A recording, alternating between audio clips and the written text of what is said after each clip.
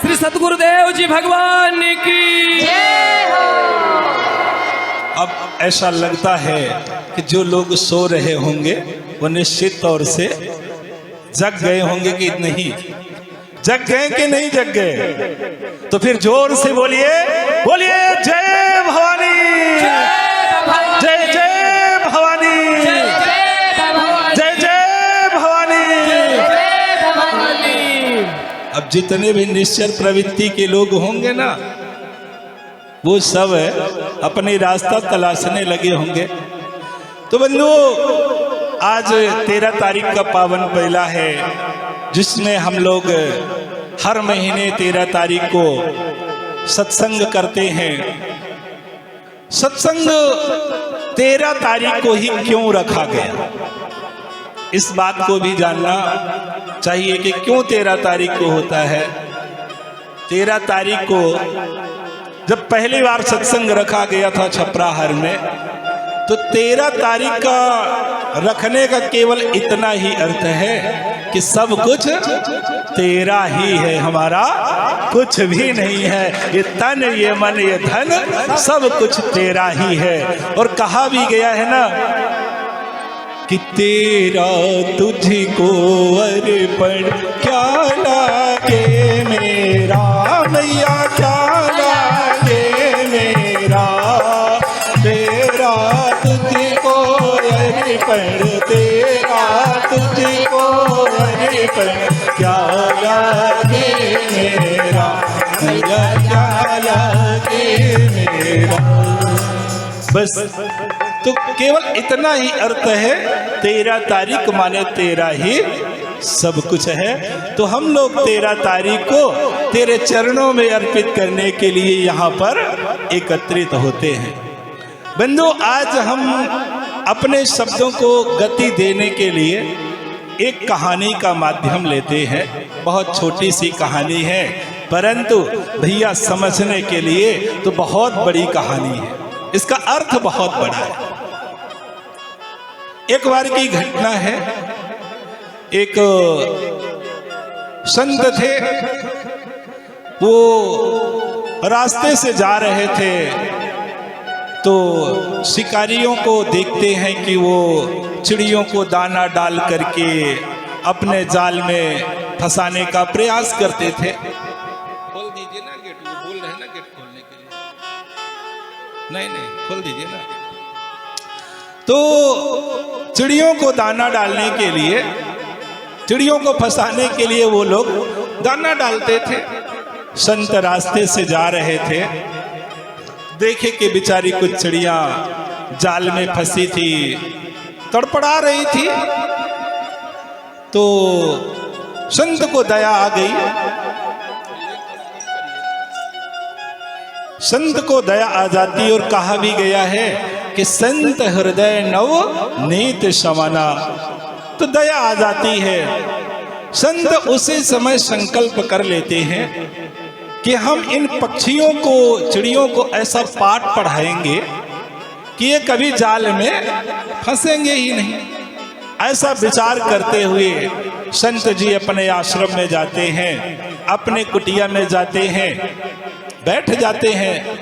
पर अब समस्या तो यहाँ आ गई कि जब चिड़िया उनके पास आए, तब ना संत जी उनको पाठ पढ़ाएं कि आप इस रास्ते में चलिए तो आप जाल में नहीं फंसेंगे, आपका जीवन बच जाएगा।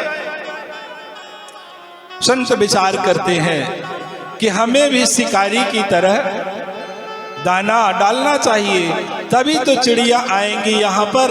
और जब चिड़िया आएंगी तो हम उनको पाठ पढ़ाएंगे, अर्थात एक ऐसा रास्ता बताएंगे जिस पर चल करके अपने जीवन को आनंद से व्यतीत कर सकेंगे।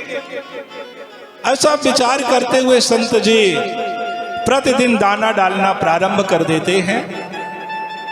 और चिड़िया भी, पक्षी भी धीरे धीरे करके आना शुरू कर देते हैं। पहले 2-4 आती हैं, फिर 4-6 आती हैं, फिर तीसरे चौथे दिन झुंड का झुंड आने लगती है। संत जी बड़ी प्रसन्नता होती है उनके अंदर कि अब तो हमारा काम बन जाएगा, हम इन पक्षियों को सतमार्ग दिखा पाएंगे, बता पाएंगे। ऐसा विचार करते हुए प्रसन्नता के साथ जब चिड़ियों का झुंड आने लगता है तो संत जी उन पक्षियों को, चिड़ियों को सिखाना प्रारंभ कर देते हैं, बताना प्रारंभ कर देते हैं कि अरे पक्षियों, तुम लोग ये जो दाने के चक्कर में पड़ जाती हो ना, तो इससे यही तुम्हारा दुख का कारण है। इसी के कारण तो तुम जाल में फंस जाती हो, जो शिकारी आकर के तुम्हें दाने का लोभ दे रहा है और जाती हो तुम लोग खाने के लिए, तो जाल में फंस जाती हो। सभी चिड़िया जितने थे, जितने भी पक्षियां थी, सब उस संत जी के बातों को आत्मसात कर लेती, अर्थात वो सब बोलने लगती हैं और कहती हैं कि शिकारी जंगल में आता है, जाल फैलाता है, दाने का लोभ दिखाता है, पर जाल में फंसना नहीं चाहिए। सब कंठस्थ हो जाता है, उन पक्षियों को भी ये बातें कंठस्थ हो जाती है। संत जी को लगता है कि अब इनको छोड़ देना चाहिए, अब ये जाल में नहीं फंसेंगे। संत जी बड़ा प्रसन्न हो जाते हैं और पक्षियों को बोल देते हैं कि अब तुम लोग जाओ, आनंद से अपना जीवन व्यतीत कर लोगे। बंधु वो सभी चिड़ियां चल देती हैं, चली जाती हैं संत जी के आश्रम से। अब वो दाना डालना बंद कर देते हैं। चिड़ियों का काम ही है वन में रहना, जंगल में रहना, दाना चुनना उनका काम ही रहता है। कि कुछ दिन बाद शिकारी फिर उस जंगल में आते हैं और जैसे ही दाना छींटते हैं तो सभी चिड़िया झुंड का झुंड आकर के वहीं बैठ जाती हैं। शिकारी को बड़ा आनंद आता है, अपना जाल फेंकता है और पूरी चिड़िया उसमें फंस जाती है, समेटता है और समेटने के बाद कंधे पर रखता है सभी चिड़ियों को और बाजार की ओर निकल पड़ता है। संयोग था कि वही संत रास्ते में मिल जाते हैं। सभी चिड़िया, सभी पक्षियां यही बोल रही थी कि शिकारी जंगल में आता है, दाने का लोभ दिखाता है, जाल में फंसना नहीं चाहिए। संत जी कहते हैं, अरे मूर्खों, तुम लोगों को हमने यही पढ़ाया था, फंसे तो सब जाल में हो, तो रटने का क्या मतलब? रटने का मतलब क्या है? हमने तो ये कहा था कि दाने के लोभ में मत पड़ना। तुम लोग तो रट करके गीत बना करके जा रहे हो, पर फंसे तो जाल में ही हो। बंधु, इस कहानी का बड़ा सीधा अर्थ है, बड़ा सरल अर्थ है, बड़ा सरल अर्थ है कि उसी तरह से मैं भी आप सबको लालच देता हूँ, लोभ देता हूँ कि जो दुख है ना वो दूर हो जाएगा, आ जाइए यहाँ पर, दूर हो जाएगा। आप लोग भी आ जाते हैं, दुख भी दूर हो जाता है। लेकिन अब समझने की बात क्या है? समझने की बात तो यह होती है कि जिस तरह से संत जी ने कहा था, बताया था पक्षियों को, तो पक्षियों ने रट लिया था कि शिकारी जंगल में आता है, जाल फैलाता है, दाने का लोभ दिखाता है, जाल में फंसना नहीं चाहिए। उसी तरह से हम भी आपको अच्छा राह दिखाते हैं, अच्छा रास्ता बताते हैं, सतमार्ग बताते हैं, लेकिन आप लोग तो रट करके और यहाँ से निकल जाते हैं, उसे जीवन के साथ नहीं जोड़ लेते। यही दुखों का कारण है, यही दुखों का कारण है। यदि आप लोग वास्तव में सत्संग को सुन करके उसे अपने जीवन के साथ जोड़ दीजिए तो निश्चित तौर से आप लोगों का जीवन कभी दुखी हो ही नहीं सकता। सदा आनंद में, मस्ती में अपने मस्त रहेंगे, यही वास्तविकता है। लेकिन हम लोग तो आते हैं, जैसे हमने छोटा सा शब्द रखा था अभी जनवरी में, हमने कहा था कि वास्तव में हम लोग सनातनी हिंदू हैं। कैसे पहचान लें कि सनातनी हिंदू हैं? जिस तरह से पूजा पाठ करने के लिए तैयारियां करते हैं ना, उसी तरह से सनातनी बनने के लिए भी तैयारियां होती हैं। और तैयारियों में सबसे पहले किसकी आवश्यकता होती है? जैसे वकालत करना है तो क्या नहीं है मनोज? ड्रेस चाहिए ना, ड्रेस होना अनिवार्य है ना, तो फिर सनातनी है तो फिर ड्रेस क्यों नहीं है, क्यों नहीं पहना गया ड्रेस? तो फिर वही पक्षियों की तरह शिकारी जंगल में आता है, जाल फैलाता है, दाने का लोभ दिखाता है, पर जाल में नहीं फंसना चाहिए। तो आप लोगों ने तो रट लिया है लेकिन पालन नहीं किए हैं। तो आप बताइए कि आप लोग करना चाहते हैं कि नहीं करना चाहते? नहीं तो फिर सत्संग को यहीं समाप्त कर दिया जाए। भाई बड़बड़ा के हम थक जाते हैं, लेकिन आप लोग तो फिर आप लोग ही हैं। आप लोगों को नहीं कह रहे हैं, समझा रहे हैं, बता रहे हैं करना चाहिए।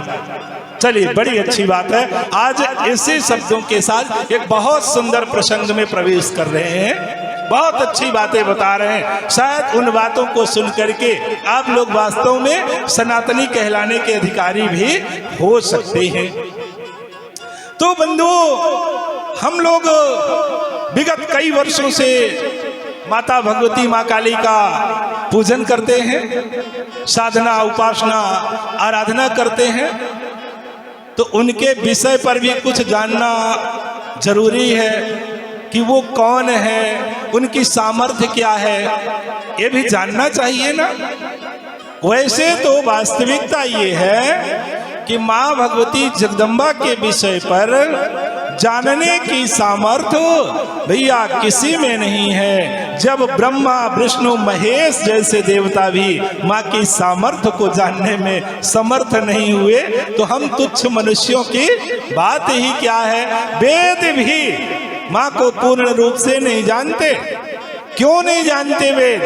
क्योंकि इन सब की उत्पत्ति करता माँ भगवती ही है। यह तो उसी प्रकार है जैसे कोई पुत्र हो और वो अपने पिता से कहे कि पिताजी हमने आपके बचपन को देखा है। कभी संभव है? कभी संभव नहीं है। उसी तरह से बंधुओं, माँ भगवती के विषय पर जानने की सामर्थ्य किसी में नहीं है। फिर भी हम लोग साधना उपासना करते हैं तो समाज में अपनी बात रखने के लिए अपने ज्ञान के आधार पर, अपनी बुद्धि के आधार पर, अर्थात अपनी खोपड़ी के आधार पर कुछ न कुछ जानकारियां होना चाहिए कि माँ भगवती जगदम्बा कौन है, जो भक्तों की पुकार को सुन करके क्षण मात्र में उनके दुखों का अंत कर देती है।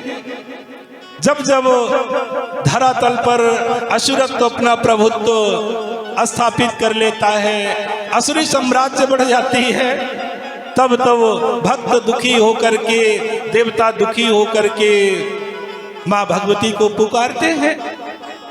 और वो माँ भगवती जगदम्बा अनेकों स्वरूपों को धारण करके भक्तों की रक्षा करती है। लेकिन बंधुओं, जब माँ भगवती जगदम्बा अनेकों स्वरूपों को धारण करने के बाद भी उन दुष्ट दैत्यों का संहार नहीं कर पाती थी, उन आतताइयों का वध नहीं कर पाती थी, तब माँ को गुस्सा आता है। जैसे आप लोगों ने किसी को कुछ कहते हैं या किसी से लड़ रहे हैं और उससे विजयी नहीं हो रहे हैं, तो फिर गुस्सा आता है, क्रोध आता है। उसी तरह से जब उन दुष्ट आतताइयों का संहार माँ भगवती जगदम्बा नहीं कर पाती थी ना, तब वो क्रोधित होकर के, अत्यंत क्रोधित होकर के एक विकराल स्वरूप को धारण करती थी, जिस स्वरूप को देख करके बड़े बड़े दानव थर थर कांपने लगते थे, उनके पैरों के नीचे से जमीन खिसक जाती थी। ताम्रासुर, बिडालाक्ष जैसे महाबलशाली दानव माँ भगवती माँ काली के हुंकार मात्र से जल करके राखों का ढेर हो जाया करते थे। ऐसी माँ भगवती माँ काली के चरणों में हम कोटि कोटि प्रणाम करते हैं, जो भक्तों की रक्षा करने के लिए अपने सुंदर स्वरूप का भी त्याग करने में क्षण मात्र की देरी नहीं करती। बंधुओं, माँ भगवती माँ काली शक्तियों में सर्वश्रेष्ठ शक्ति मानी जाती हैं। देवी भागवत में वर्णन आता है, विवरण आता है कि जिस समय मधु और कैटव का वध हो जाता है तो ब्रह्मा विष्णु तो वहां पर थे ही, क्योंकि भगवती की कृपा से ही विष्णु जी ने मधु और कैटव का संहार किया था, वध किया था। तो ब्रह्मा और विष्णु जी वहां थे ही। उसी समय भगवान शिव भी वहीं पर आ जाते हैं। क्यों? इन तीनों की तलाश भी थी ना कि हम लोग कौन है, कहां से आए हैं। कोई था नहीं, जल ही जल था चारों तरफ। तो भगवती इन लोगों को बताने के लिए भगवती के आदेशानुसार एक विमान वहीं पर आता है और आकाशवाणी होती है। आकाशवाणी के माध्यम से भगवती कहती हैं कि तुम तीनों देवता इस विमान पर सवार हो जाओ, बैठ जाओ। तीनों देवता उस विमान पर बैठ जाते हैं। तो वह विमान बड़ी तीव्र गति से आसमान की ओर ऊपर उठता है और कुछ क्षणों में ही वो माँ भगवती जगदम्बा के लोक मणिद्वीप धाम में पहुंच जाता है। तीनों देवता विमान से उतरते हैं। वहां का वातावरण अति सुगंधित था। चारों तरफ माया बागवीज का उच्चारण हो रहा था। पशु पक्षी भी ह्रींग बीज का उच्चारण कर रहे थे वहां पर। तभी इन देवताओं की नजर पड़ती है कि एक सुंदर देवी पालने पर बैठी हुई है। इन तीनों देवता विचार करते हैं कि शायद यही भगवती है, यही जगत की माता है, यही जगत की जननी है। ऐसा विचार करते हुए ये तीनों देवता माँ भगवती के पास जाते हैं और प्रणाम करते हैं। बंधुओं, प्रणाम करते ही ये तीनों देवता ब्रह्मा विष्णु महेश आज स्त्री रूप में परिवर्तित हो जाते हैं। तीनों देवता स्त्री बन जाते हैं और स्त्री रूप में ही कई वर्षों तक माँ भगवती जगदम्बा की ये तीनों देवता सेवा करते हैं। सेवा करते हुए समय गुजर रहा था कि एक दिन माँ भगवती जगदम्बा इन देवताओं से कहती हैं कि जाओ तुम लोग अब सृष्टि का विस्तार करो। ऐसा सुनते ही ये तीनों देवता हाथ जोड़ लेते हैं और कहते हैं कि माँ आप क्या कह रही हैं? हम लोग जाएं सृष्टि का विस्तार करें? ये कैसे संभव है? हम लोग कैसे सृष्टि का विस्तार कर सकते हैं? क्योंकि माँ हम लोग तो शक्तिहीन हैं। हम लोगों के पास शक्ति नहीं है, ताकत नहीं है कि हम लोग सृष्टि का विस्तार कर सकते हैं। ऐसा सुन करके माँ भगवती जगदम्बा, माँ तो आखिर माँ ही होती है, उनकी लीला को कौन जान सकता है। वो अपने शरीर से तीन शक्तियां प्रकट करती हैं और क्रमशः तीनों देवताओं को प्रदान कर देती हैं। ब्रह्मा जी को महासरस्वती, विष्णु जी को महालक्ष्मी और भगवान शंकर को महाकाली प्रदान कर देती हैं और कहती हैं कि देवताओं अब तो तुम लोगों के पास शक्ति हो गई, अब तुम लोग जाओ और अपना अपना स्थान बना करके सृष्टि का विस्तार करो। बंधु, ये तीनों देवता वहां से निकलते हैं।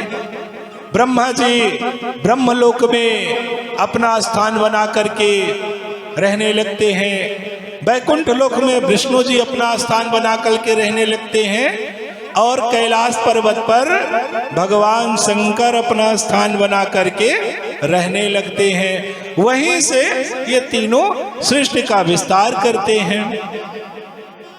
आगे चलकर इन्हीं तीनों को सृष्टिकर्ता, पालनकर्ता और संहारकर्ता कहा गया है। यही तीनों देवता और जो ये तीन शक्तियां थी, ये तीन शक्तियां इनकी निरंतर सहायता करती रहती हैं, मदद करती रहती हैं। इस तरह से सृष्टि का विस्तार होता है।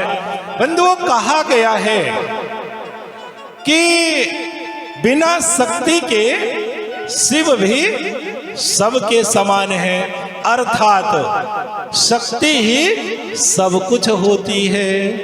वह चाहे बोलने की शक्ति हो, गाने की शक्ति हो, वकालत की शक्ति हो, या पहलवानी की शक्ति हो, कुश्ती लड़ने की शक्ति हो। अगर मनुष्य के पास शक्ति नहीं है तो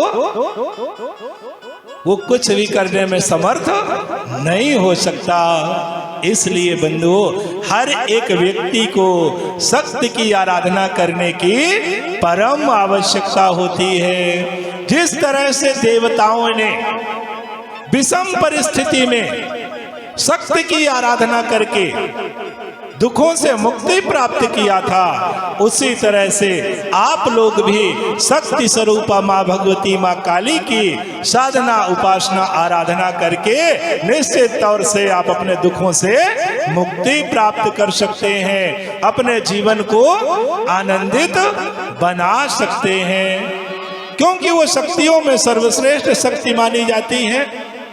लेकिन आज समाज की सबसे बड़ी विडंबना है। क्या विडंबना है समाज की?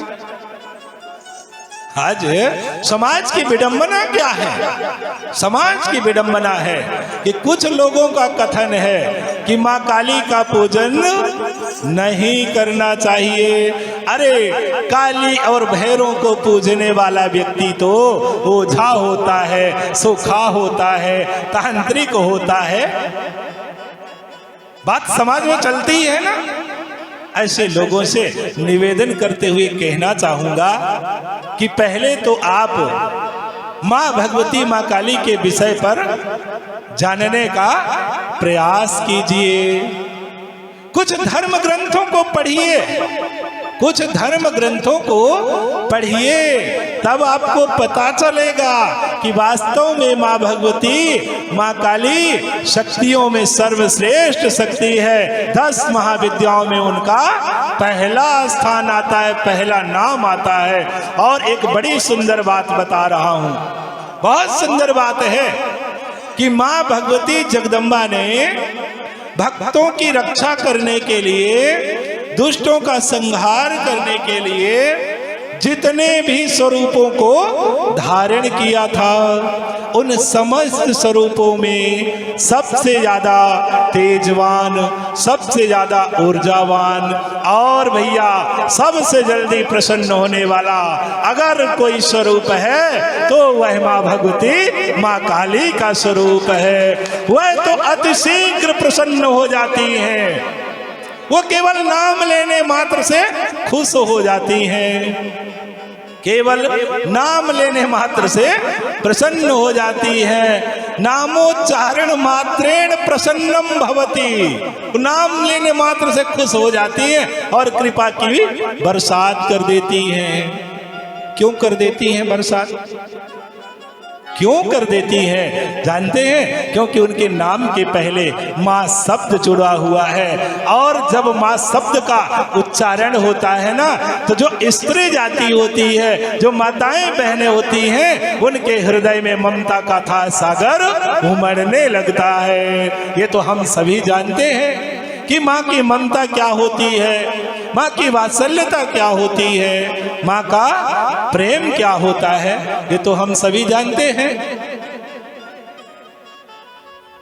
जब हम सभी जानते हैं तो आइए हम लोग भी इस भजन के माध्यम से माँ से अपनी अर्जी लगाएं, माँ से निवेदन करें।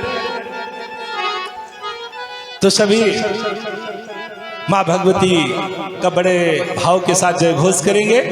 बोलिए माता भगवती माँ काली की जय, पवन सुत हनुमान की जय, श्री सतगुरुदेव जी भगवान की जय। हरि सुन ले अरजिया हमारी कि मैया मोरी काली भवानी, सुन ले अरजिया हमारी कि मैया मोरी काली भवानी, सुन ले अरजिया हमारी कि मैया मोरी काली भवानी।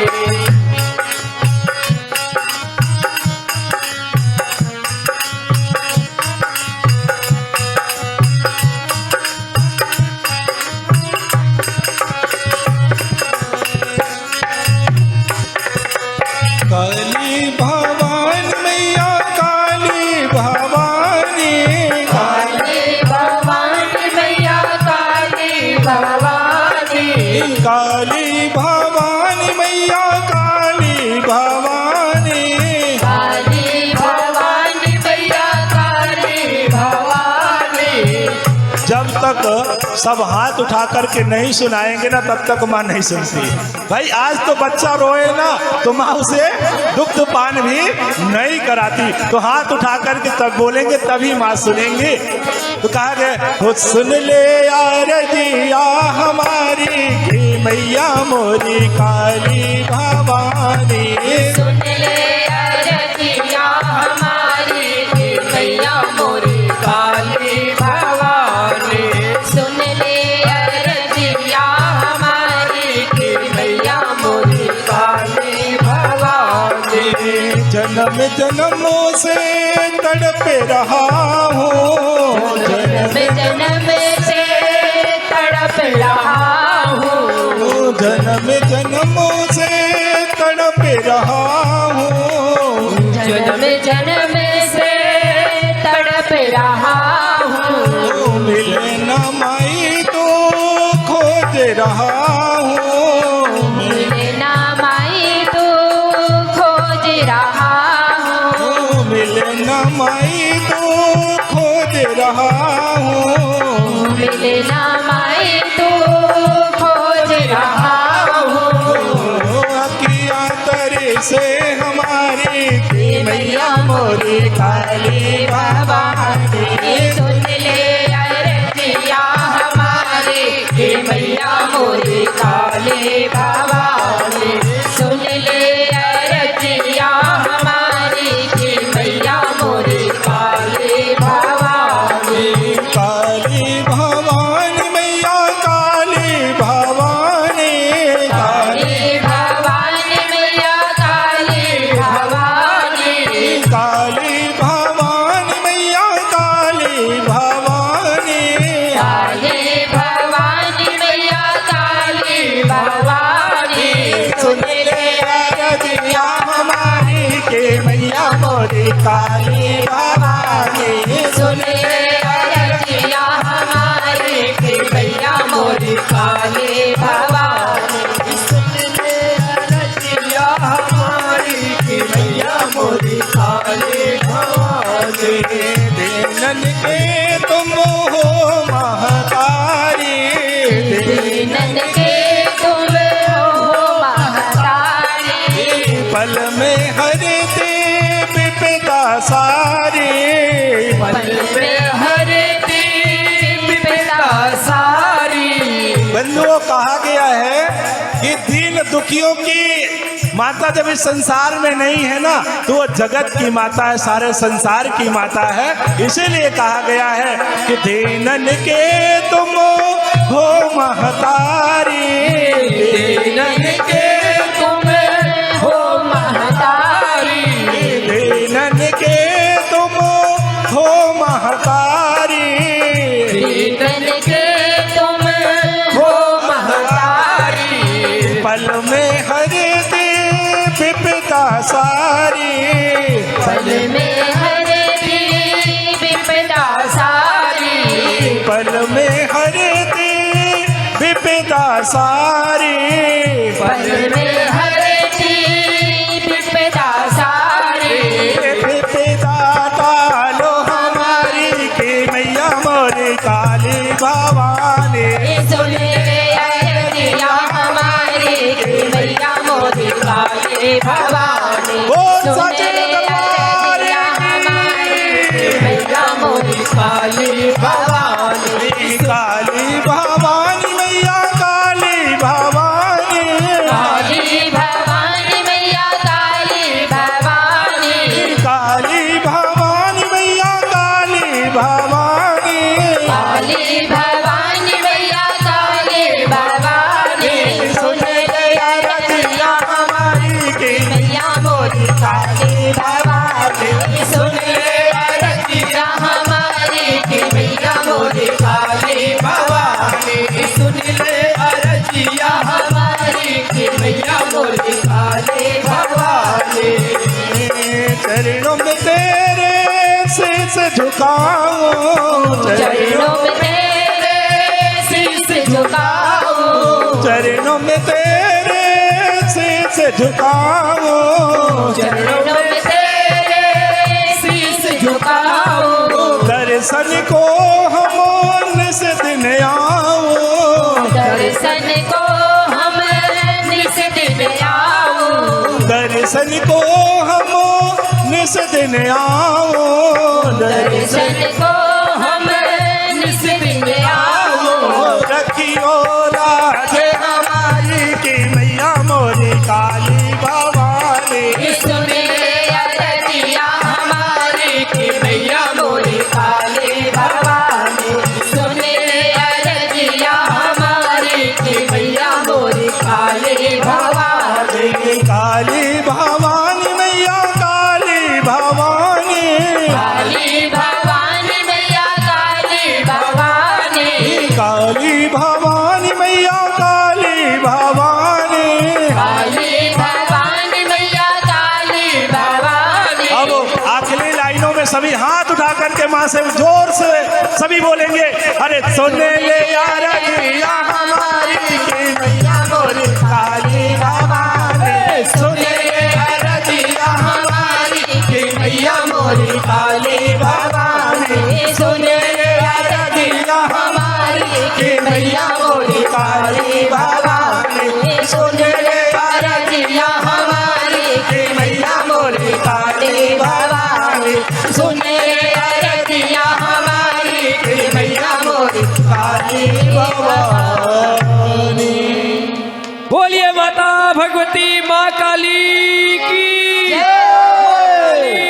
की श्री सतगुरुदेव जी भगवान की। तो बंधुओं, जब भाव के साथ पुकारा जाएगा ना तो माँ तो दौड़ी चली आएगी।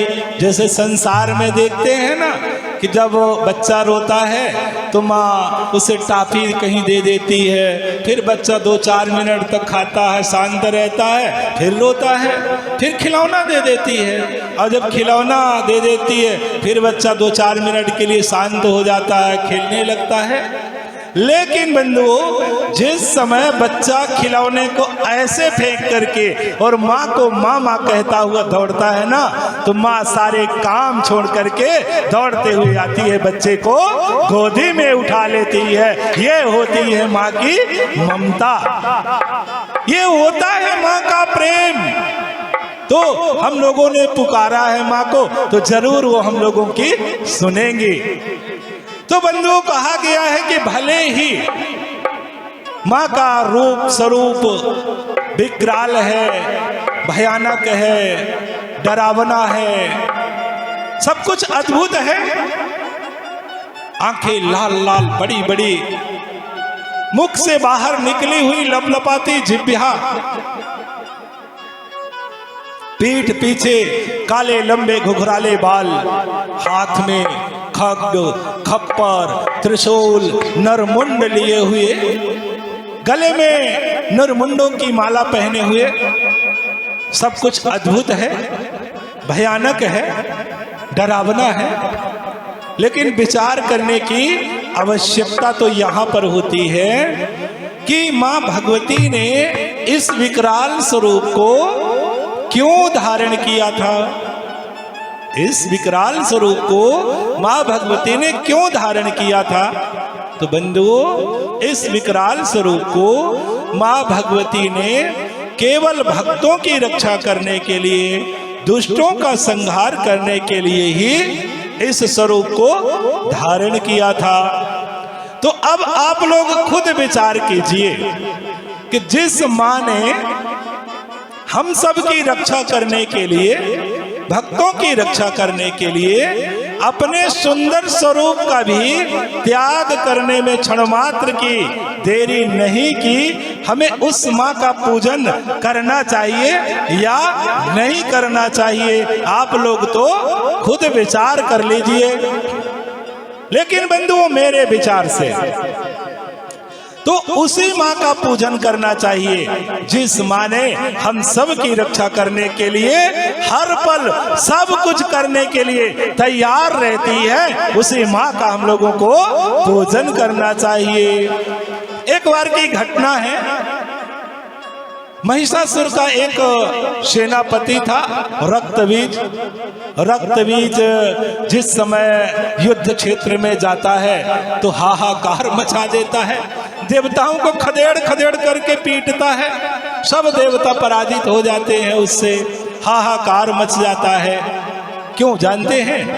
रक्तबीज को वरदान मिला था कि तुम्हारे शरीर से जितनी भी बूंदें जमीन पर गिरेंगी रक्त की, उतने ही समान बलशाली तुम्हारे जैसा प्रकट हो जाएंगे।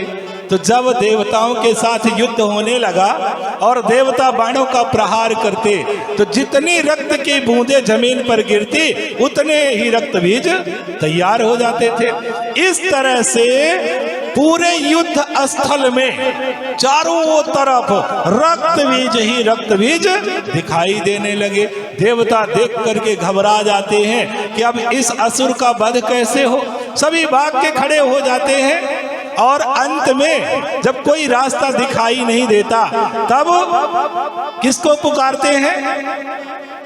माँ को पुकारते हैं। आप लोगों ने भी देखा होगा, बहुत सारे लोग हैं या बहुत सारी माताएं बहनें हैं, भाई बंधु हैं, कहीं कुछ हो जाता है ना तो तुरंत मुख से निकलता है, अरे मम्मी, अरे मम्मी वहां बैठी है। पर एक भाव है, आंतरिक चेतना है, इसलिए मुख से निकल जाता है। उसी तरह से देवताओं को भी जब उस असुर के अत्याचार का कोई रास्ता दिखाई नहीं देता तब सभी मिल करके माँ भगवती को पुकारते हैं और माँ भगवती तो सबकी पुकार को सुन लेती है। इसीलिए तो कहा गया है ना कि सुनती है सबकी पुकार हो मेरी मैया भवानी, सुनती है सबकी पुकार हो मेरी मैया भवानी, सुनती है सबकी पुकार हो मेरी मैया भवानी, मैया भवानी मेरी मैया भवानी, मैया भवानी मेरी मैया भवानी, मैया भवानी मेरी मैया भवानी,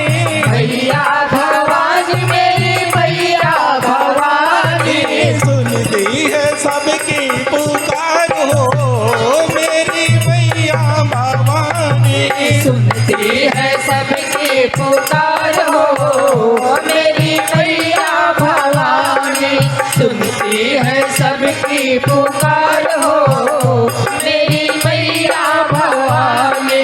ब्रह्मा की सुनती मैया विष्णु की सुनती, ब्रह्मा की सुनती मैया विष्णु की सुनती, ब्रह्मा की सुनती मैया विष्णु की सुनती, ब्रह्मा की सुनती मैया विष्णु की सुनती, शंकर की सुनती मैया मीरा की सुनती, शंकर की सुनती मैया मीरा की सुनती, शंकर की सुनती मैया मीरा की सुनती, शंकर की सुनती मैया मीरा की सुनती। तो यदि आप लोग भी अपनी पुकार माँ से करना चाहते ना तो उठाइए दोनों हाथों को और सभी बोलेंगे, अरे सुन लो मेरी पुकार हो मेरी मैया भवानी, सुन लो हमारी पुकार हो मेरी मैया भवानी, सुन लो हमारी पुकार हो मेरी मैया भवानी, मैया भवानी मेरी मैया भवानी, मैया भवानी मेरी मैया भवानी, मैया भवानी मेरी मैया भवानी, मैया भवानी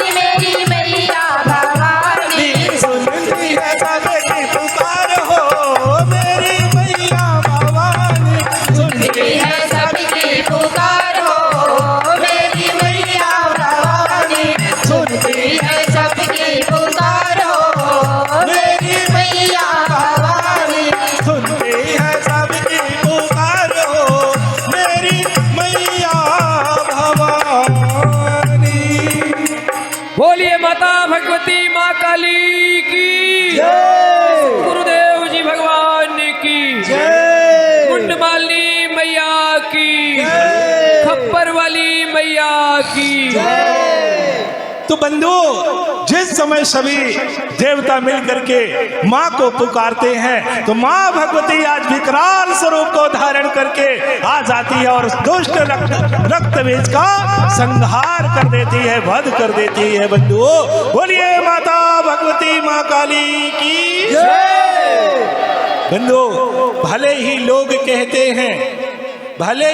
कहते हैं कि माँ काली का पूजन नहीं करना चाहिए, लेकिन वास्तविकता ये है कि माँ भगवती माँ काली अपने भक्तों को विषम से विषम परिस्थितियों से भी बाहर निकाल देती है। इसलिए माँ काली का पूजन निरंतर करना चाहिए। लेकिन लोग कहते हैं कि माँ काली का पूजन नहीं करना चाहिए, वह बलि लेती हैं और शमशान वासिनी कही जाती हैं, सबकी सवारी कही जाती हैं। आज इस बात को भी जान लेना चाहिए कि माँ भगवती माँ काली को शमशान वासिनी क्यों कहा जाता है, क्यों लोग कहते हैं कि माँ काली सबकी सवारी करती हैं। इस बात को भी जानना चाहिए। वैसे तो आप सभी लोग जानते हैं कि शमशान किसे कहा जाता है।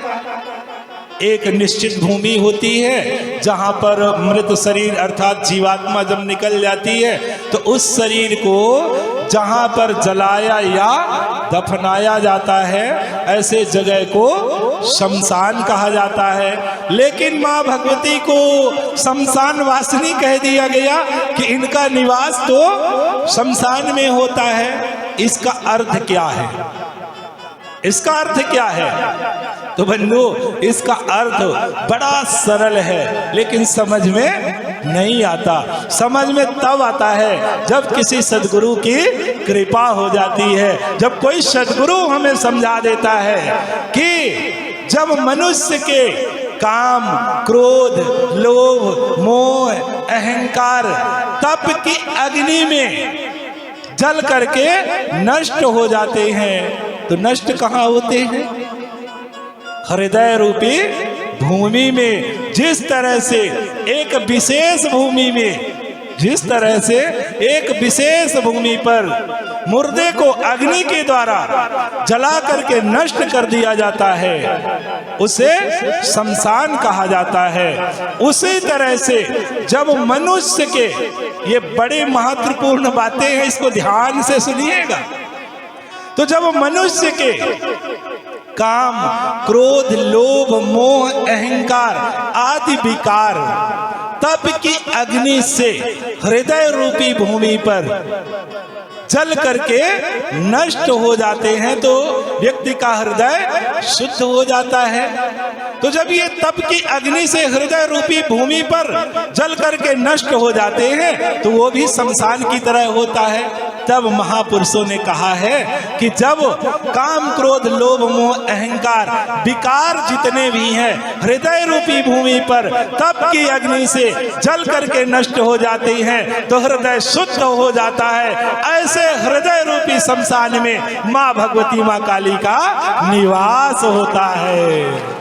तो शमशान कहीं बाहर नहीं, अपने हृदय में है। जो काम, क्रोध, विकार भरे हैं, तप करके, साधना करके इनको नष्ट कर दीजिए, तो माँ भगवती माँ काली का निवास हो जाएगा। फिर सब क्या है? बात तो आती है, सब क्या है? तो सब किसे कहते हैं? आप सब तो जानते ही होंगे कि जब ये जीवात्मा इस शरीर को छोड़ करके निकल जाती है तो व्यक्ति सब बन जाता है, उसे सब कहा जाता है। सब देखे ही होंगे, ना हिलता है ना, अर्थात उसकी शक्ति समाप्त हो जाती है, वो शक्तिहीन हो जाता है। वो शक्तिहीन हो जाता है, ना उसका हाथ हिलता ना उसका पैर हिलता, अर्थात यथावत वो पड़ा रहता है। लेकिन माँ को, माँ काली को सब की सवारी करती हैं ऐसा कहा गया। तो इसका अर्थ क्या है? इसका अर्थ है जब साधक साधना की गहराई में डूब जाता है, अर्थात ध्यान की गहराई में डूब जाता है, तब उसके हाथ और पैर स्थिर हो जाते, वो अपने आप को भूल जाता है। जिस तरह से मुर्दे का, शव का न हाथ हिलता न पैर हिलता, उसी तरह से जब साधक एकाग्र हो जाता है तब उसके भी हाथ और पैर यथावत हो जाते हैं, अर्थात वो स्वयं को भूल जाता है, अपने इष्ट के ध्यान में वो लीन हो जाता है, अर्थात उसे माँ का दर्शन हो जाता है। ऐसे साधक रूपी शव पर माँ भगवती, माँ काली सवार होती हैं, उसे शव कहा गया है। बोलिए माता भगवती माँ काली की जय। तो बंधुओं, ऐसे साधक रूपी शव पर माँ भगवती, माँ काली सवार होती हैं। हाँ, यहीं पर एक बात और कहना चाहूँगा, क्योंकि कुछ लोगों का कथन है कि माँ भगवती, माँ काली का पूजन करने वाला व्यक्ति ओझा होता है, सोखा होता है, तांत्रिक होता है। तो ओझा होता है, सोखा होता है, तांत्रिक होता है और वो बलि लेती है। तो ऐसे लोगों से भी कहना चाहूँगा कि आप किसी सद्गुरु की शरण को ग्रहण कर ले, तब आपको पता चल जाएगा कि माँ भगवती, माँ काली का पूजन करने वाला व्यक्ति क्या होता है। अरे माँ काली का पूजन करने वाला व्यक्ति तो महान होता है, महापुरुष होता है, निश्चित रूप से माँ काली का पूजन करता है। फिर रहा सवाल तांत्रिक का, फिर सवाल आता है तांत्रिक का। तो तांत्रिक क्या है? तो तांत्रिक का सीधा अर्थ है बाईपास रास्ता, सीधा रास्ता। जैसे आजकल शहरों में नहीं, बाजार को छोड़ करके बाईपास सीधा निकल जाता है। बस माँ काली की कृपा को पाने के लिए जो सीधा रास्ता है ना, उसे तांत्रिक विधि कहा जाती है, उसे तांत्रिक विधान कहा गया है। अब प्रश्न आया होगा कि महाराज जी, तांत्रिक विधि में तो बलि की जरूरत होती है, बलि लेती है। बंधुओं, कोई भी देवी या देवता बलि नहीं लेता, यह अपराध है, ढोंग है, पाखंड है। अरे खाने पीने वाले लोगों ने कह दिया कि माँ भगवती, माँ काली बलि लेती है, पर वास्तविकता यही है, कोई भी देवी और देवता बलि नहीं लेता। इसलिए आप सबसे कहना चाहेंगे कि आप लोग किसी भी निरपराध जीव की बलि देना बंद कर दीजिए। कोई भी देवी और देवता बलि नहीं लेता। अरे आप लोग खुद विचार कीजिए कि जहां पर गंदगी हो वहां पर कोई मनुष्य बैठ सकता है? नहीं बैठ सकता। तो जहां मांस और मदिरा का सेवन किया जा रहा है वहां कोई माँ आएगी, वहां पर कोई देवी या देवता आएगा? नहीं आ सकता। ये पाखंडी की बात है, पाखंड है। निरपराध जीवों की हत्या ना करें, उन्हें भी पूर्ण रूप से जीने का अधिकार है। फिर आप दूसरे को दर्द दे करके अपना दर्द मिटाना चाहते हैं? कभी संभव है? कभी नहीं हो सकता। दूसरे को दुखी करके आप अपना दुख कभी नहीं मिटा सकते। इसलिए देवी और देवताओं को बलि देना बंद कर दीजिए। सब पाखंड है, कोई देवी या देवता बलि नहीं लेता। फिर कोई कहता है, जैसे अभी नवरात्रि आएगी ना, तो कई जगह पर माता जी आती हैं, देखे होंगे आप सब लोग, और फिर बलि लेती हैं। बंधुओं, ये गलत है। कोई कहता है कि बलि लेती है देवी, तो आप लोग उससे कहिए कि हम खरीद करके लाकर रख देते हैं, खड़ा कर देते हैं, और देवी देवता से निवेदन करना कि महाराज हम आपकी बलि लाके खड़ा कर दिए हैं, आप उसे स्वीकार कर लीजिए। अगर वो जीव गिरता है और मर जाता है तो समझ लीजिए कि वो बलि ले रही है। लेकिन यदि ऐसा नहीं हुआ तो बिल्कुल बंद कर दीजिएगा, कोई भी देवी देवता बलि नहीं लेता। इसलिए निरपराध जीवों की हत्या करना बंद कर दीजिए, तो निश्चित तौर से माता जी प्रसन्न हो जाएंगी। अरे विचार कीजिए कि मनुष्य के एक कांटा लग जाए तो कांटे के दर्द को सहने की सामर्थ्य नहीं है, वो रोने लगता, चिल्लाता है। और वही मनुष्य जीवों की मुंडी पकड़ करके काट देता है। अरे कैसा मानव है? अरे मानव कहलाने के अधिकारी है क्या वो व्यक्ति?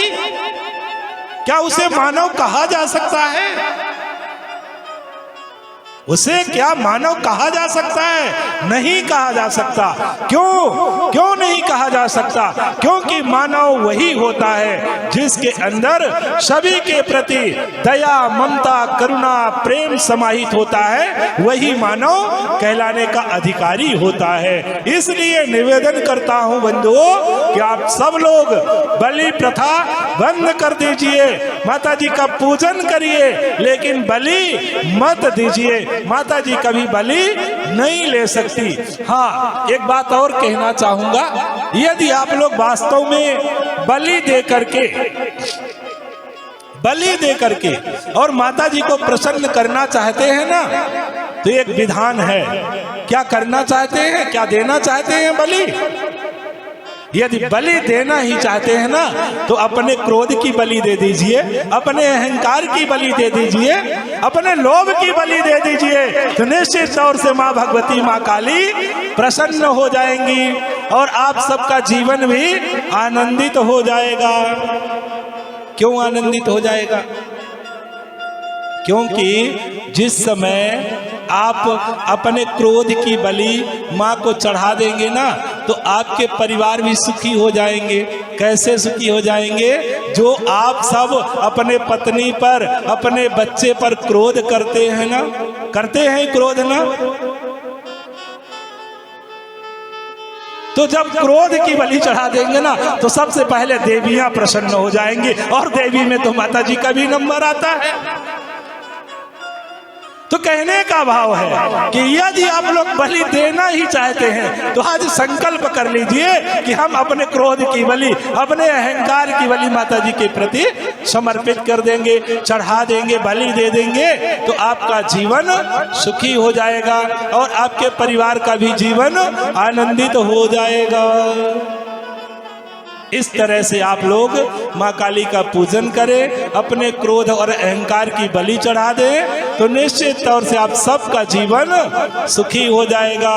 फिर आप लोग हमेशा सुखी रहना चाहते हैं तो एक फार्मूला आज बता रहा हूं। क्या जानना चाहते हैं फार्मूला हमेशा सुखी रहने के लिए? वो फार्मूला है कर भला तो हो भला। क्या बोलिए सबको एक बार तो, कर भला तो हो भला। आज से दूसरे की भलाई करना शुरू कर दीजिए तो माता जी आपकी भलाई जरूर करेंगी। कहा भी गया है धर्मो रक्षति रक्षिता। जब आप धर्म की रक्षा करेंगे तो माता जी निश्चित तौर से आप सबकी रक्षा करेंगी। तो आप सब लोग संकल्प कीजिए और साथ मिलकर के चलिए कि हम लोग समाज की दिशा और दशा को बदलने के लिए निरंतर प्रयास करेंगे। प्रयास करने से पहले हमें अपने वेशभूषा की जरूरत पड़ती है, ड्रेस की जरूरत पड़ती है। तो देवियों के लिए तो नहीं कह रहे हैं, परंतु पुरुषों के लिए तो निश्चित कह रहे हैं कि जो आप लोगों को ड्रेस बताया गया है, पीला ड्रेस, लाल परदनी। लाल परदनी नहीं पहन सकते तो पीला कुर्ता तो जरूर पहनेंगे। पहनेंगे कि नहीं पहनेंगे? पहनेंगे तो जोर से उठाइए दोनों हाथों को, जोर से जय बोलिए माता भगवती माँ काली की जय। श्री सतगुरुदेव जी भगवान की जय। तो चलिए अब हम अपने वाणी को विराम देंगे और आशा करेंगे कि अगले कार्यक्रम में और कहीं भी आप लोग धर्म का प्रचार